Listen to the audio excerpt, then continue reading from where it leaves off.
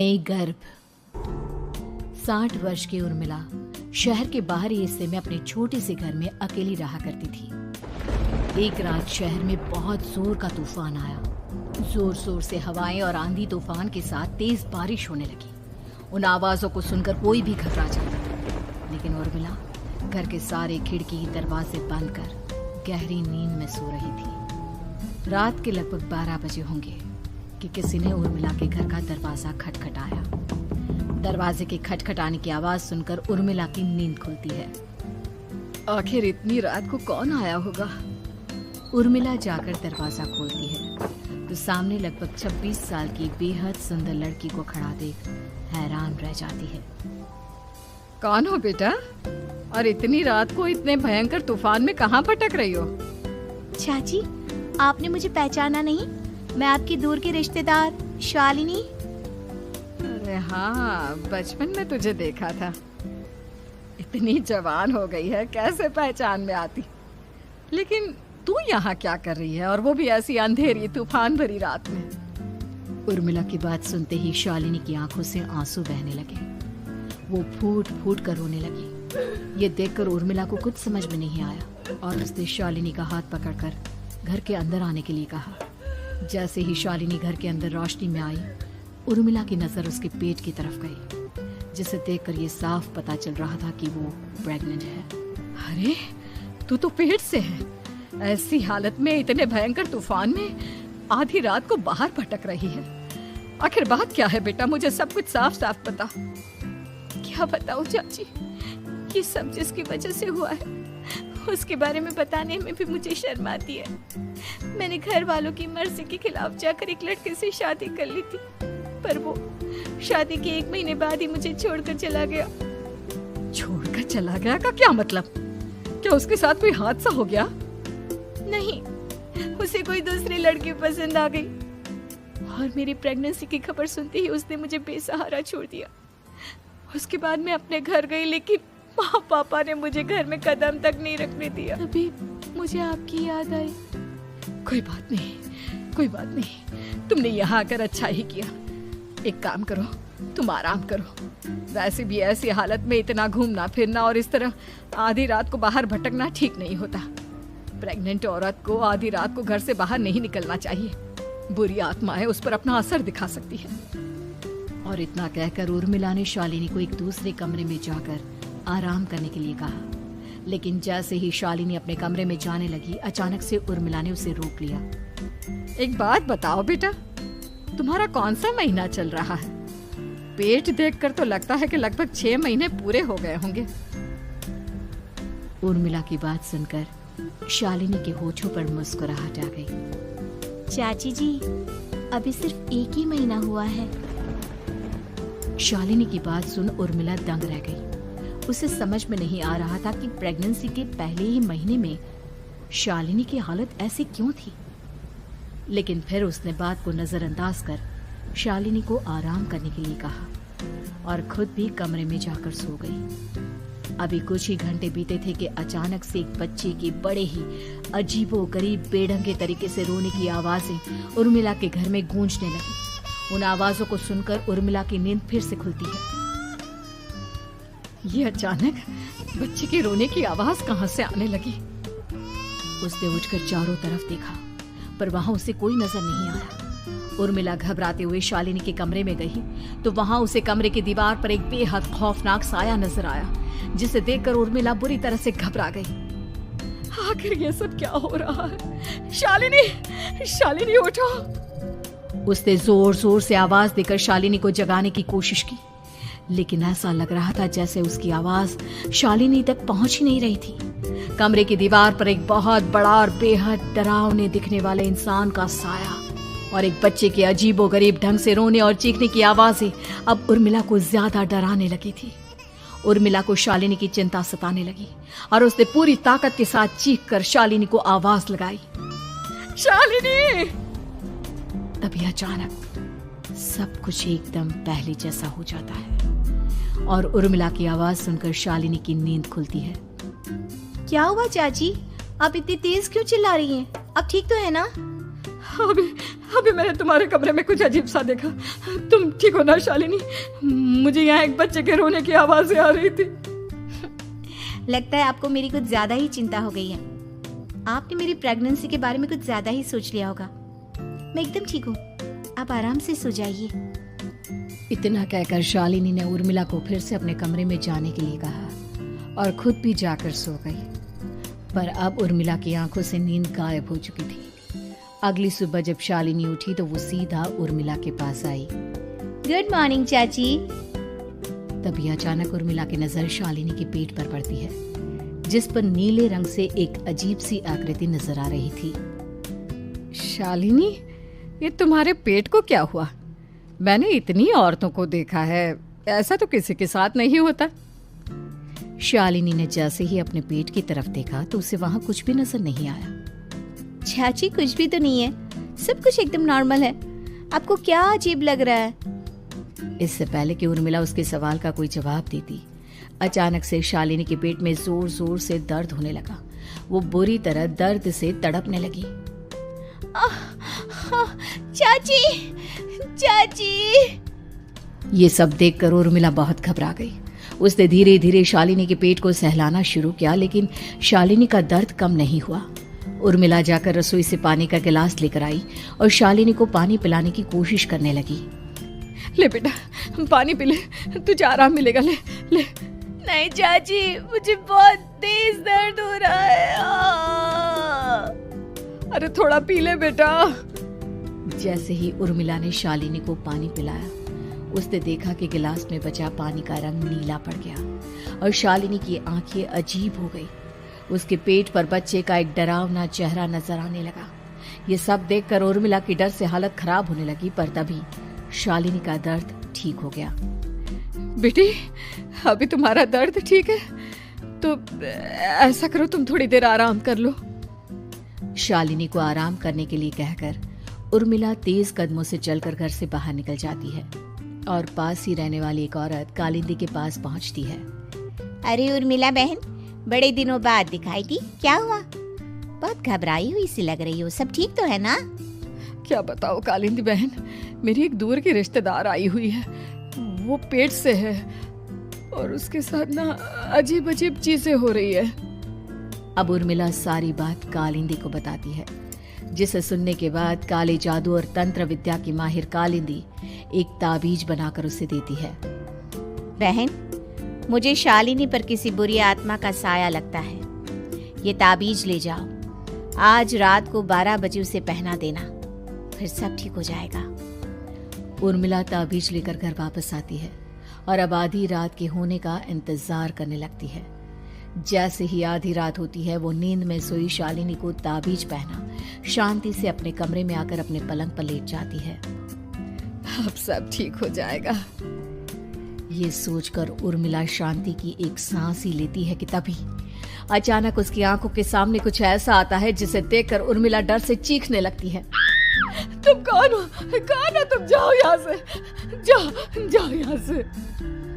तभी उर्मिला की एक जोरदार दर्द भरी डरावनी चीख वहां पर गूंज गई। उर्मिला की आंखों के सामने एक बच्चा खड़ा हुआ था, जिसका पूरा शरीर किसी बूढ़े की तरह नजर आता था, लेकिन मुंह किसी नवजात बच्चे की तरह था। उसकी आंखें गुस्से से लाल थी और वो घूर घूर कर उर्मिला की तरफ देखा जा रहा था। कौन हो तुम? कौन हो? उर्मिला के चीखते ही वो बच्चा जोर जोर से रोने लगा। घबराकर उर्मिला ने अपने हाथों को अपने कानों पर रख लिया। उसकी समझ में नहीं आ रहा है कि आखिर ये सब उसके साथ क्या हो रहा है। कौन हो तुम? कौन हो? क्या चाहते हो मुझसे? जाओ जाओ यहाँ से, आखिर तुम हो कौन? तभी अचानक से उर्मिला के पूरे घर में लाल रंग की रोशनी फैल गई। वो बच्चा धीरे धीरे कदमों से चलता हुआ उर्मिला की तरफ बढ़ने लगा। किसी नवजात पैदा हुए बच्चे के जैसे उसके रोने की आवाज अब उर्मिला के कानों में गूंज रही थी। लेकिन कुछ ही सेकंड में वो चुप हो गया और उसने बेहद खतरनाक आवाज में उर्मिला के सवाल का जवाब दिया। मैं वो हूँ जो अब तक पैदा नहीं हुआ, लेकिन जब मैं पैदा हो जाऊंगा तो वो होगा जो अब तक कभी नहीं हुआ। क्या कहना चाहते हो तुम? ऐसा क्या हुआ जो अब तक नहीं हुआ? तबाही होगी, तबाही। सब कुछ खत्म हो जाएगा और ये जो लड़की मुझे जन्म देने वाली है, मैं उसका खून पी जाऊंगा, सारा खून। उस बच्चे की बात सुनते ही उर्मिला बुरी तरह घबरा गई। उसका एक बुजुर्ग आदमी जैसा शरीर, एक नवजात बच्चे जैसा चेहरा, ये दोनों ही बातें उर्मिला की समझ से बाहर थी। तभी वो बच्चा अचानक गायब हो गया। घर का माहौल फिर से पहले जैसा हो गया। लाल रंग की रोशनी भी अब गायब हो चुकी थी। उर्मिला दौड़कर शालिनी के कमरे में पहुंची, जहां वो गहरी नींद में सोई हुई थी, पर उसके गले का ताबीज गायब हो चुका था। उठो उठो शालिनी, उठो बेटा, मुझे तुमसे जरूरी बात करनी है। अरे चाची क्या हुआ? इतनी रात को आप परेशान क्यों कर रही हैं? सब ठीक है ना? अभी जब तुम सो रही थी ना, तो मैंने तुम्हारे गले में एक ताबीज पहनाया था। कहाँ गया बेटा, बताओ मुझे। शालिनी ने चारों तरफ अपनी नजरें घुमाकर देखा, लेकिन वहां पर कोई ताबीज नहीं था।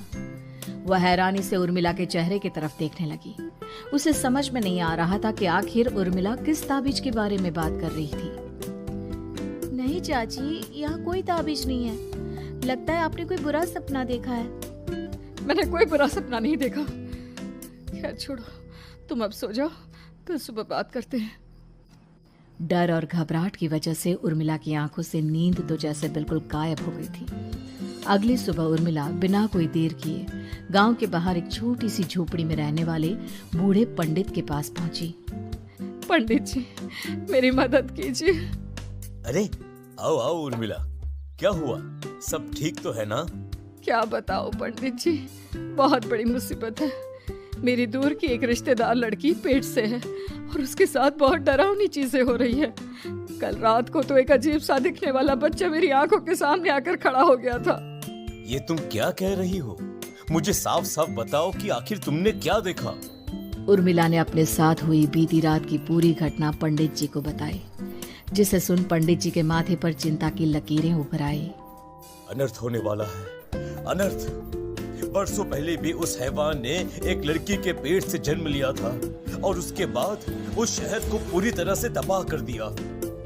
कैसी विपदा पंडित जी, कैसी बात कर रहे हैं आप?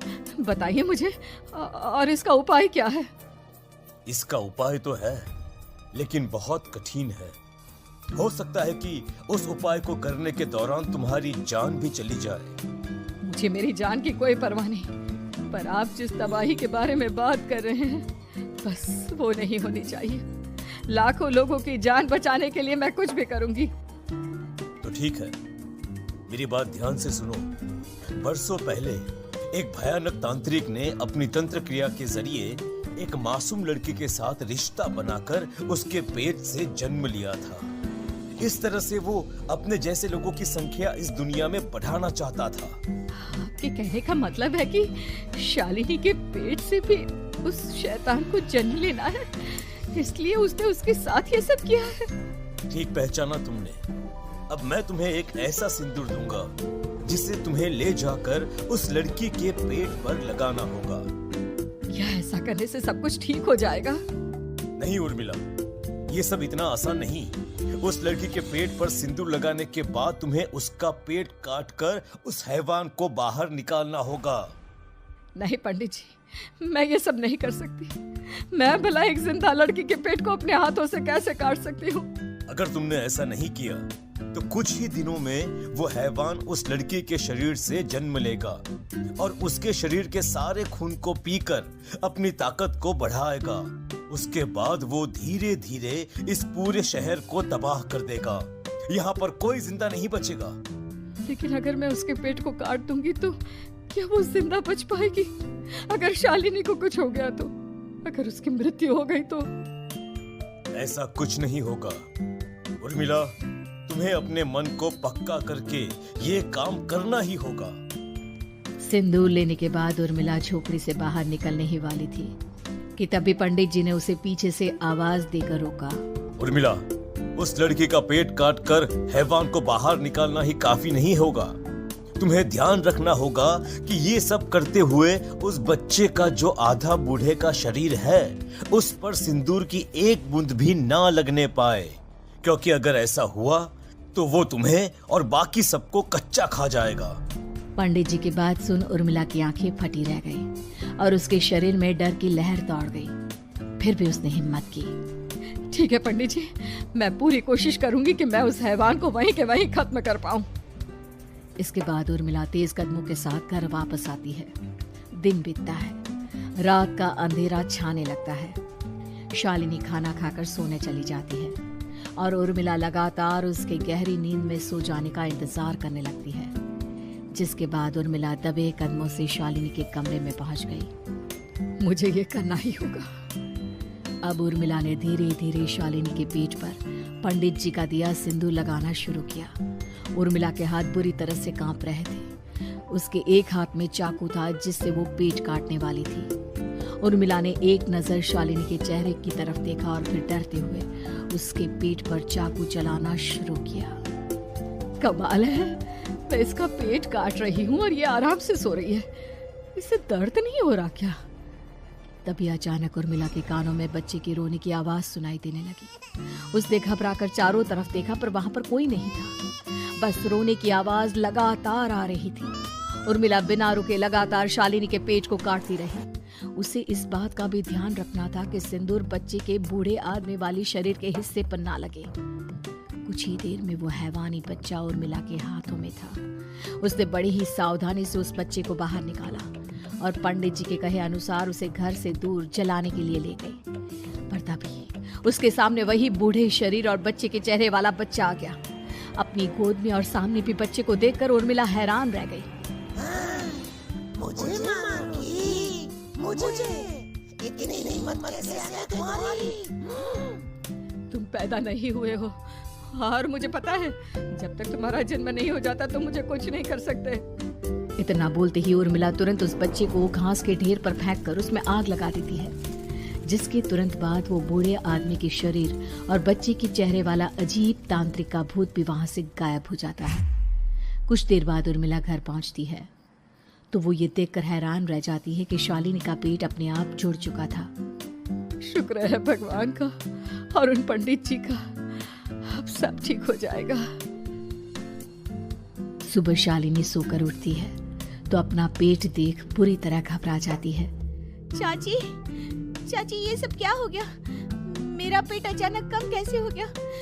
मेरा बच्चा कहाँ गया चाची? बेटी, वो बच्चा नहीं एक खतरनाक तांत्रिक था जो तुम्हारे कोख से जन्म लेकर सबको मार देना चाहता था। वो पैदा होते ही तुम्हारी जान भी ले लेता, इसलिए मैंने पंडित जी के बताए उपाय से उसका खात्मा कर दिया है। अब सब ठीक है। शालिनी को उर्मिला की बात समझ में नहीं आती, जिसके बाद शालिनी को पूरी बात उर्मिला आराम से समझाती है। अब वो दोनों ही भगवान का शुक्र अदा करती हैं और एक साथ रहने लगती हैं।